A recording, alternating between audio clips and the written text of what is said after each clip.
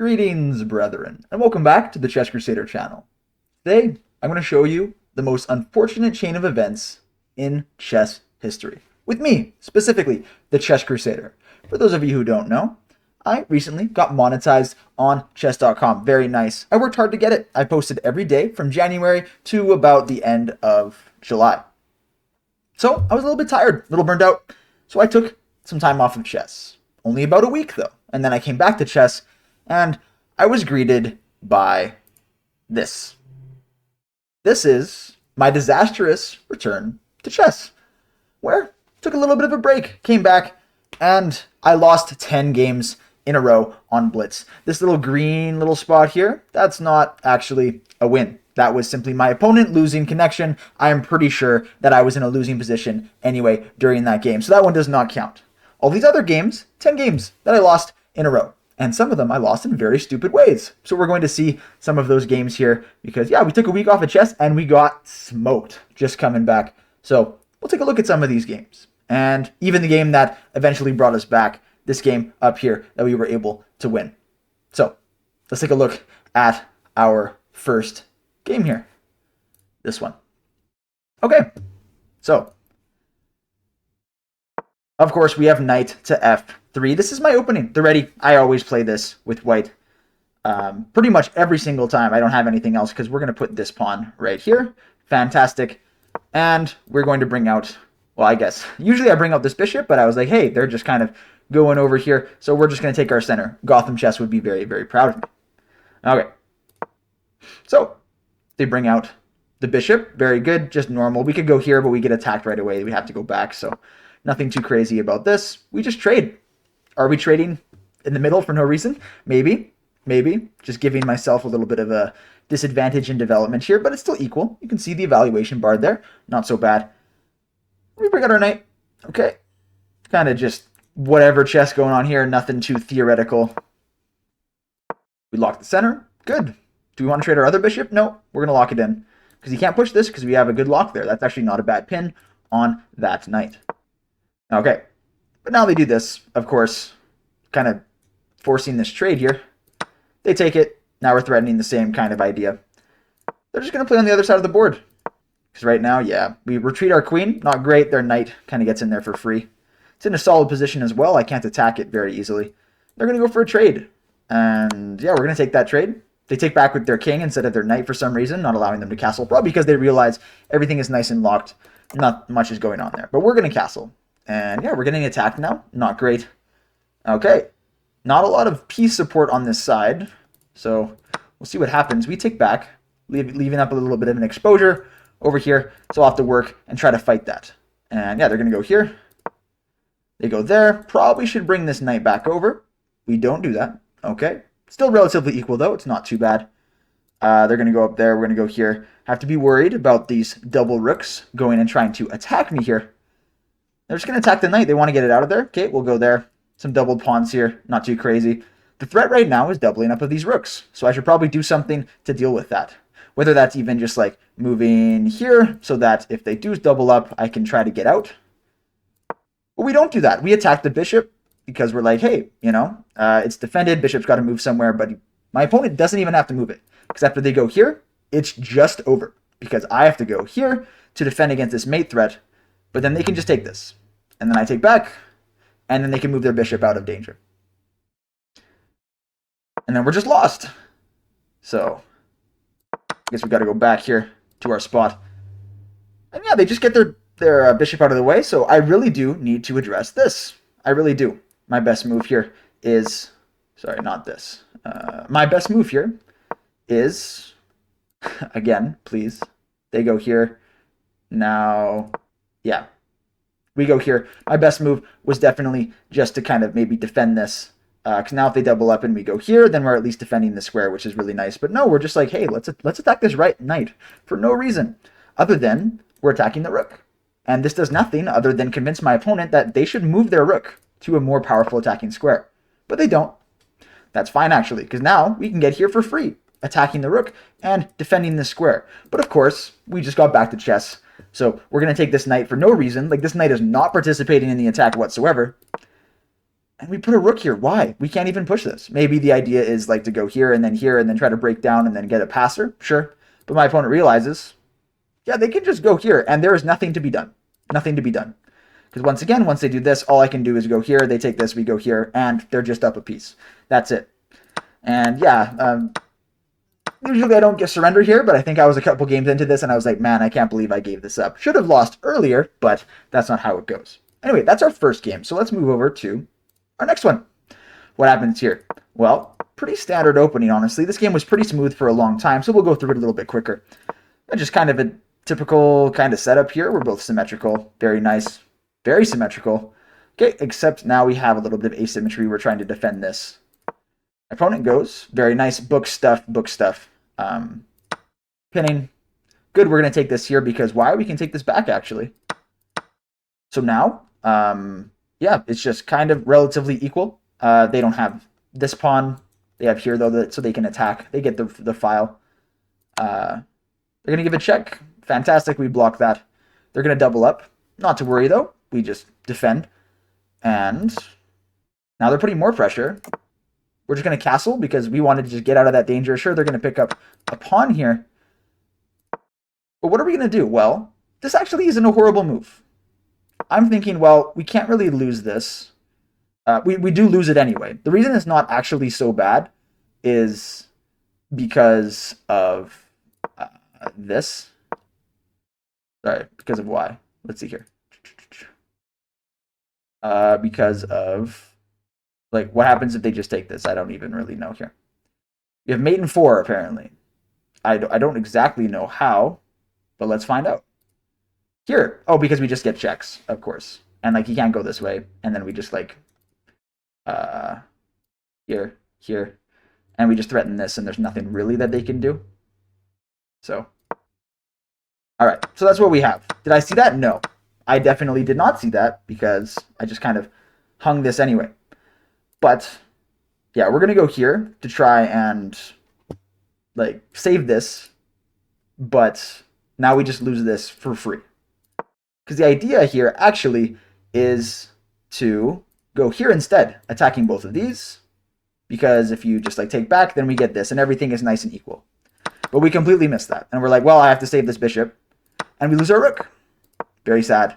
You know, maybe we're trying to play for something. We're trying to get back into the game. We go back, getting attacked a little bit. Okay. Go here. Okay, now we have check. We take with check.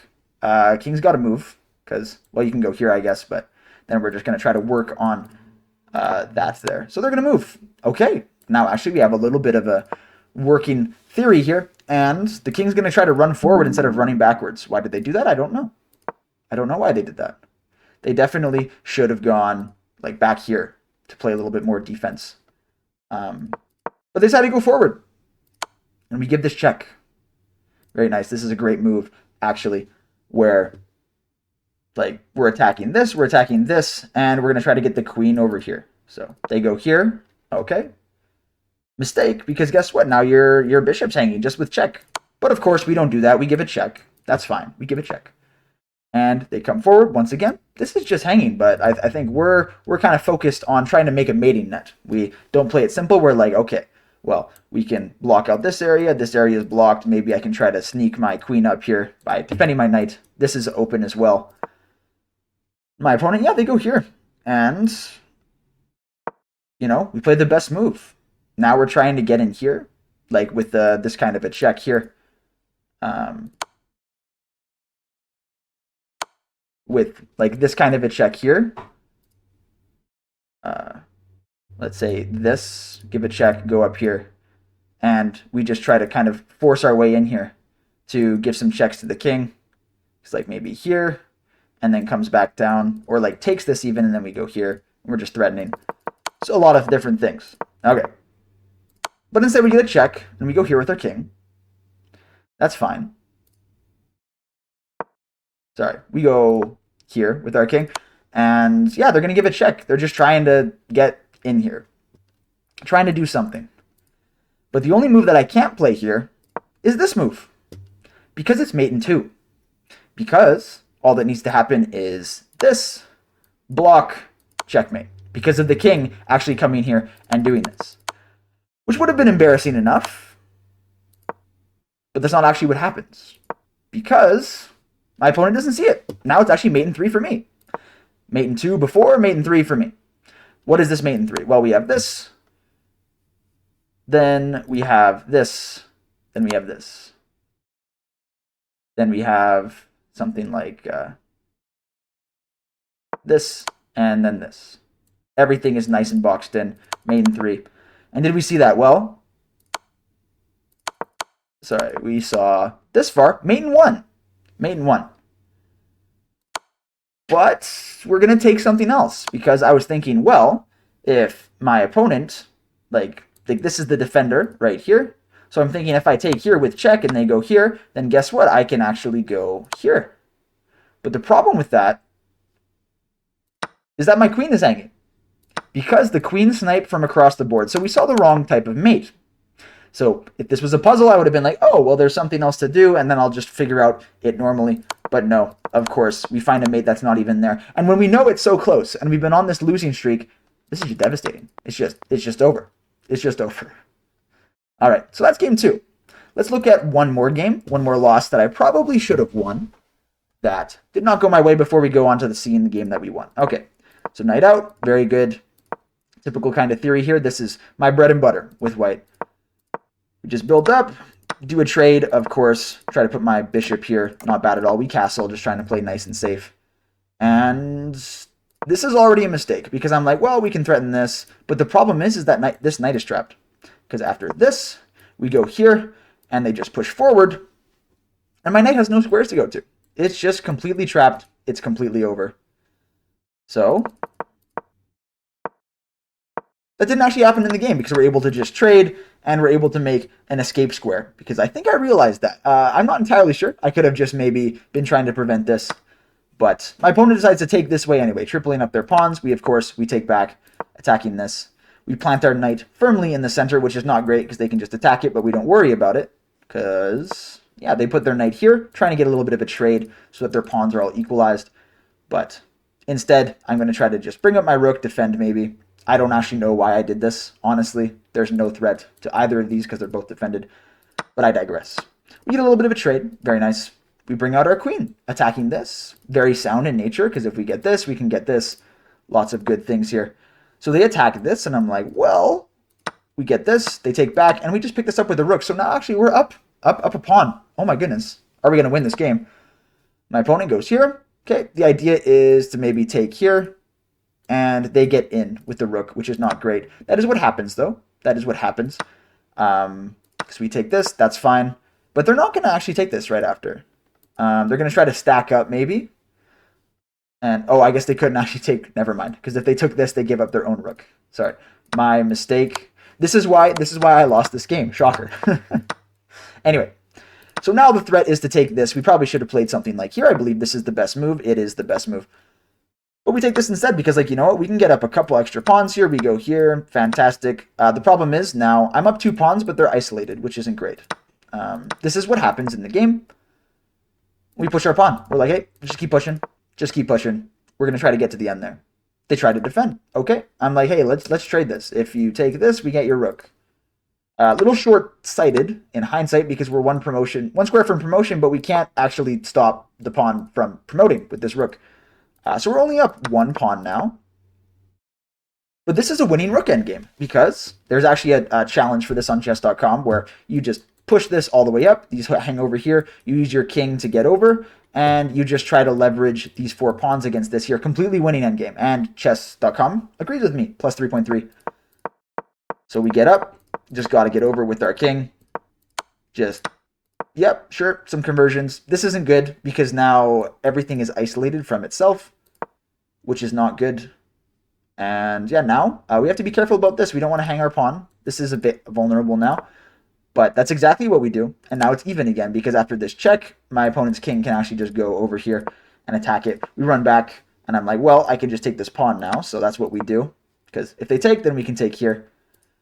But it's not straightforward whatsoever. I'm like, well, we should probably try to get here. The idea is, if I'm able to get this pawn all the way to the end, I can give a check with my rook and then promote.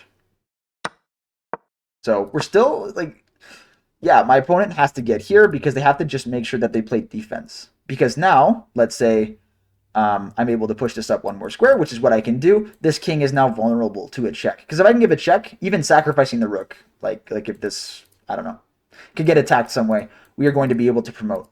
But yeah, now we're not doing so good because my king is hopelessly chapped on the side of the board. Because they go here, now there's mating threats even, like just with like check and then moving the king, trying to get him down lower and just giving checks. And we give up our pawn, which is not good because now this is mate. So I have to worry about that. We have to move over here so we don't get checkmated. We have one pawn from promoting, but they have two pawns right here. What are they going to do with them? And right here, this is how I would win the game. Because now they can't actually stop this promotion. Because we can go somewhere like here and then just promote. Like, let's say this. Fantastic. They can go here. We do have to be careful. We have to move. So like this, they're attacking. But... oh, actually, never mind, because this promotion protects the square. So they have to go here. And it's going to be tricky, but it's still able to win with this rook endgame, trying to take down these two connected pass pawns. So instead, what we do is we go here. Because I'm like, well, they can give me this check, but I'm not getting mated. Even though it would be awful anyway, because like after this check, we go here, they give this, we go here. And, oh, that's just mate, actually. So never mind. Horrible, horrible, horrible. And they find this pawn move at least. And it's just over. We go here. We get checkmated. Well, not quite, but like this. And then this and this. So once again, so close to victory, but not quite there. But finally, we'll bring a little bit of a joy into our lives. We'll look at this last game that we actually were able to win to end this losing streak. All right, Karo Khan. This is one of the typical moves with black that I have been playing. This and the Slav have been my go-tos right now, trying to actually practice in theory. We have to do this trade. We build our center here. Lost in development, but we build really nice kind of structure here. More pawns in the center. And we just try to develop. Nice. Trades. Look at that. Okay, forcing the trade, bringing the queen here. Have to trade.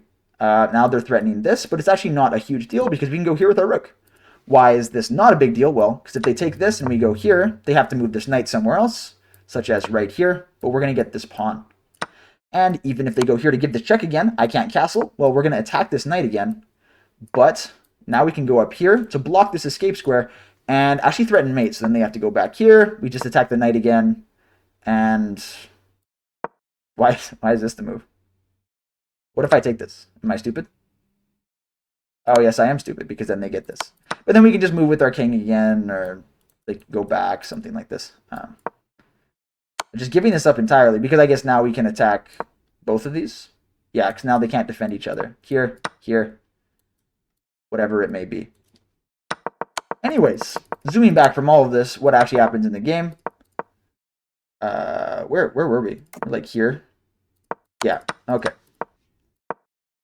They just bring this forward. They're going to bring this.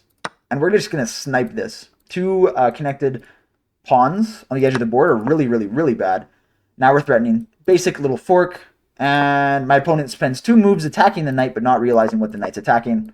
Great move.